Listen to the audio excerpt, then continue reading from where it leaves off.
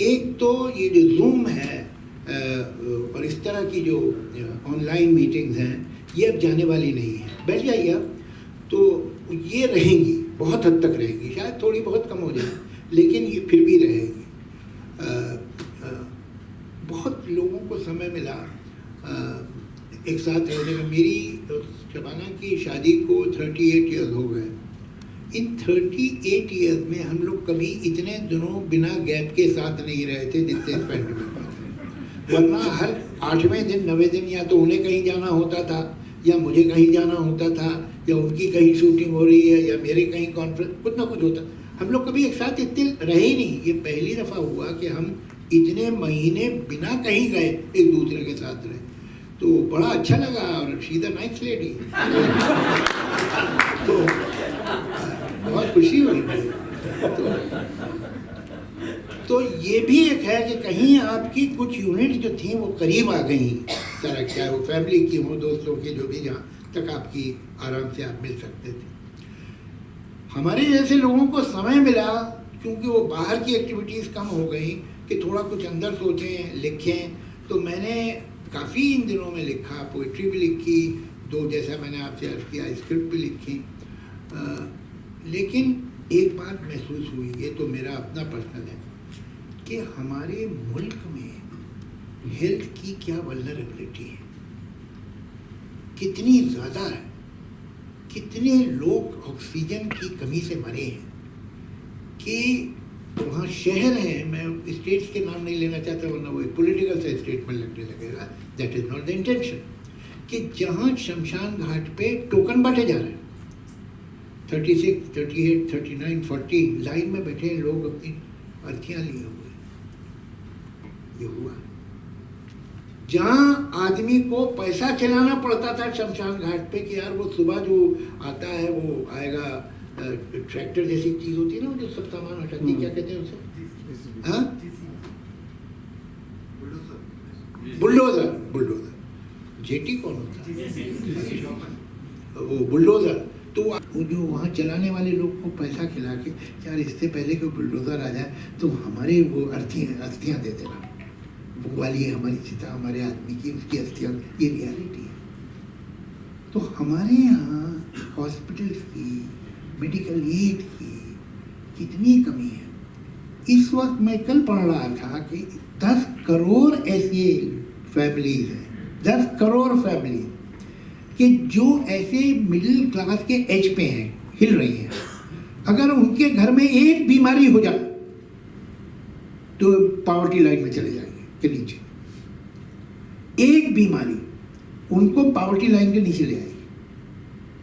तो ये हेल्थ पे हमारे यहाँ काम होना बहुत ज़रूरी है, स्टेट लेवल पे भी और सेंट्रल में।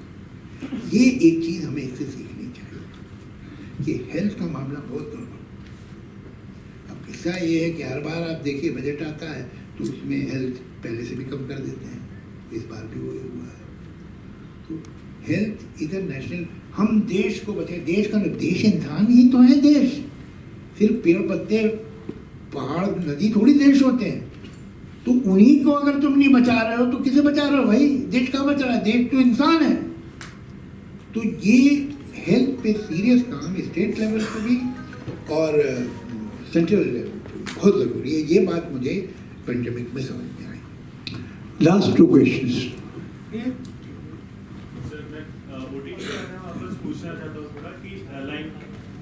जो सर्विस OTT कर रहा है वो मतलब not all of them but some of the film are dealing with very very controversial, very bold, very complicated topics and dealing with them in a very sensitive manner. That is very good.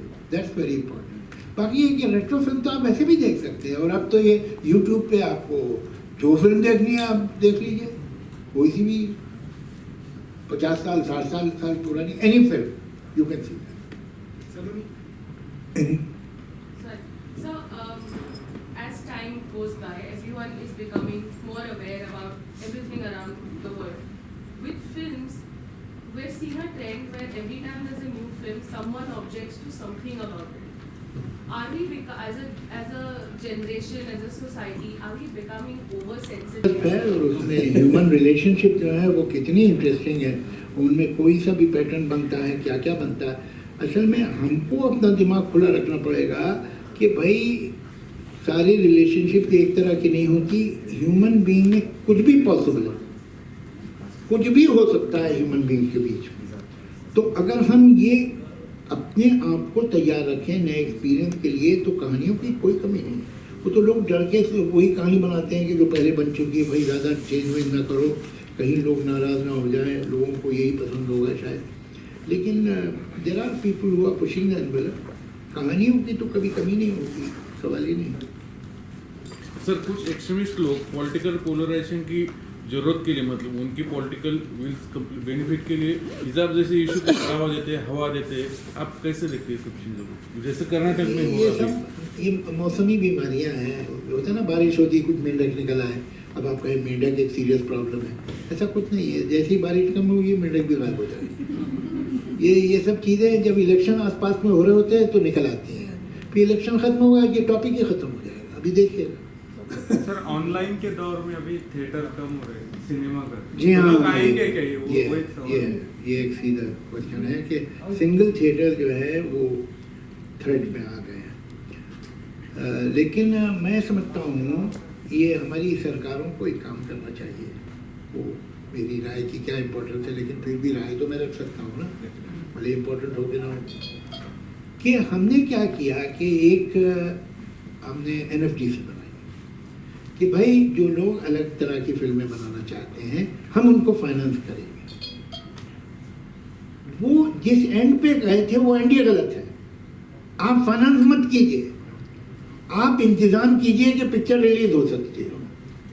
अगर हर state ये guarantee दे कि हम 300, 400, 500 आदमियों के theatre बनाएंगे जिनके ticket का rate ये होगा, उसमें इंटरटेनमेंट टैक्स इतना कम होगा, थिएटर का प्राइस ज़्यादा, और यानी ये मुल्क जो है, हमारे मुल्क में कुल मिला के कोई रफली 14,000 या बल्कि उससे भी कम थिएटर है। आबादी हमारी क्या है, 135। 38 करोड़ आबादी है अमेरिका की, वहाँ 1 लाख थिएटर है। हमारे थिएटर ही नहीं है। तो थिएटर जब नहीं है तो उसकी कमी, उसके रेट बढ़ते हैं, वो वैल्यू हो जाती है उसकी। अब वो थिएटर के चेन जो है वो तो बड़ी फिल्में अफोर्ड कर सकती हैं। अगर आपके पास छोटे छोटे बहुत सारे थिएटर कि हर स्टेट ये तय करे कि हम 2,000 थिएटर अपने यहाँ बनाएंगे, 5,000 थिएटर बनाएंगे, और छोटे मिनी थिएटर जो गांव में होंगे, छोटी रियासत में उसमें होंगे, कस्बे में होंगे। मैं भी एक किस्सा आप लोगों को सुनाऊंगा कि थिएटर नहीं है तो क्या होता है। तो जो आम फिल्म जो बनी है वो रिलीज हो सकेगी वहाँ, और कोई क्राइटेरिया होना चाहिए कि भाई ये घटियापन अगर होगा, ये खराबी होगी तो फिल्म आपको ये चेंज नहीं मिलेगी। तो जो अच्छी पिक्चर बनेगी वो वहाँ रिलीज होगी, वहाँ उसे डब्बे लेके ढूंढना नहीं पड़ेगा डिस्ट्रीब्यूटर। और अगर रिलीज हो सकती है तो उस पिक्चर को पैसा मिलेगा। जो पिक्चर रिलीज हो सकती है तो फाइनेंस तो खुद ब खुद मिल जाएगा। आप फाइनेंस कर रहे हैं, रिलीज का इंतजाम ही नहीं है तो फाइनेंस का क्या होगा। ये बात, इतने कम थिएटर है। मैं आपको एक बड़ा इंटरेस्टिंग किस्सा सुनाऊं तो उसी पे बात खत्म करेंगे, वरना बात तो कभी खत्म ही नहीं हो सकती। शबाना का एक आजमगढ़ के पास, कोई आजमगढ़ से घंटा भर समझो दूर एक गांव है। मैं जब गया था पहली बार उसके गांव में, आज से कोई 30-32 साल पहले, तो ना वहाँ सड़क थी, ना बिजली थी, ना कुछ नहीं, बस बीच वीराने में कुछ 80-85 मकान थे।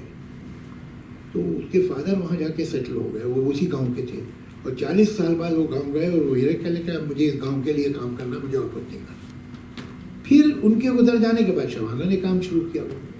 आज उस गांव में सब कुछ है, गर्ल्स स्कूल है, कंप्यूटर सेंटर है, मैटरनिटी होम है, हॉस्पिटल है, पोस्ट ऑफिस है, बिजली है, टेलीफोन है, एवरीथिंग। ये सिर्फ ये बाप बेटी की कोशिश है। तो जब हम पहली बार गए थे वहाँ, तो वहाँ पास के किसी गांव के लड़के जो अपनी छुट्टियों में आए हुए थे, पढ़ते थे कहीं यूनिवर्सिटी में, तो उन्हें मालूम हुआ कि हम लोग यहाँ हैं तो हमसे मिलने आए। तो उन्होंने एक किस्सा सुनाया, मैं आपसे शेयर करता हूँ। तो उन्होंने कहा कि साहब हमारा जो गाँव है वहाँ 40 किलोमीटर तक कोई सिनेमा हाउस नहीं है, फूलपुर एक जगह, वहाँ हम जाते हैं पिक्चर देखने। और हमारे गांव में ऐसे बहुत से लोग हैं जिन्होंने कभी पिक्चर नहीं देखी, कुछ ऐसे हैं जिन्होंने आज से 30 साल 35 साल पहले कोई फिल्म देखी थी, लेकिन बहुत से लोग तो नहीं जानते। तो मैंने हमारे गांव में एक चाचा है जो मतलब वो जो क्रॉनिक बैचलर होते हैं पूरे गांव के चाचा, वो ऐसे टाइप के हैं। तो हम लोग पिक्चर देखने जा रहे तो हमने चाचा से कहा चाचा तुम भी चलो हमारे साथ पिक्चर देखो। तो चाचा कहने तुम जाओ, हम तो 48 में देख चुके हैं। तो कहें चाचा वो जो 48 में देखी थी वो वाली नहीं है, ये दूसरी है। जैसे ताजमहल देखाए थे तो पहले देख चुके ताजमहल, तो जो 48 में देखी थी वो दूसरी थी, ये अलग है। तो कहले अच्छा तो चलो, फिर चाचा हाफ हार्टेडली चले गए। अब चाचा ने पहली दफ़ा कलर फिल्म देखी तो कहने लगे कि बाहर निकले, कहने यार ये हमसे तो बड़ी गलती हो गई, हमने इतने दिनों फिल्म नहीं देखी और अभी तो सब मार कलर में हर चीज़ है और देखो नाच गाना सब, वाह वाह अब तो हम देखा करेंगे। तो उनका चाचा मालूम है फिल्म कैसे बनती है?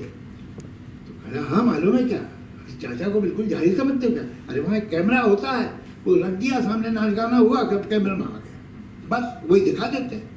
तो चाचा इतना आसान नहीं है, लाखों रुपया लगता है। पहले लाखों रुपया किस बात का भाई? पहले ये जो एक्टर है ना, ये काम करने का लाखों रुपया लेते हैं। तो चाचा बहुत हंसे, पहले बेटा चाचा को बना रहे हैं, अबे जिसके पास 1 लाख रुपया हो ऐसे नाचे गाएगा। तो मैंने ये किस्सा दिलीप कुमार साहब को भी सुनाया था और अमिताभ बच्चन को भी सुनाया। मैंने कहा बाकी दुनिया में आपकी जो इज्जत हो सो हो, एक गांव है आजमगढ़ के पास, वहाँ आपके बारे में जो जिसके पास एक, अच्छा ज़्यादा नहीं बोल रहा, 1 लाख रुपया होगा वैसे नाचे गाएगा। ओके, मैं भूल जाऊं तुम्हें अब यही मुनासिब है, मगर भुलाना भी चाहूं तो किस तरह भूलूं कि तुम तो फिर भी हकीकत हो, कोई ख्वाब नहीं। यहाँ तो दिल का ये आलम है, क्या कहूँ कमबख्त, भुला सका ना ये वो सिलसिला जो था ही नहीं, वो एक ख्याल जो आवाज़ तक गया ही नहीं, वो एक बात जो मैं कह नहीं सका तुमसे, वो एक रब्त संबंध, वो एक रब्त जो हम